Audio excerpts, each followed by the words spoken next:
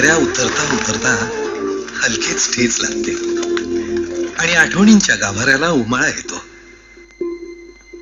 गर्द झाडीतल्या आठवणी फिरत फिरत पुन्हा एका क्षणी एकवटतात. जेव्हा भानावर येतं मन तेव्हा पायऱ्या उतरून झालेल्या असतात. त्या जगातलं मन या जगात स्थिरावतं. एक बिंदू चमकतो आणि आठवणीतला मोहर पुन्हा बहरतो.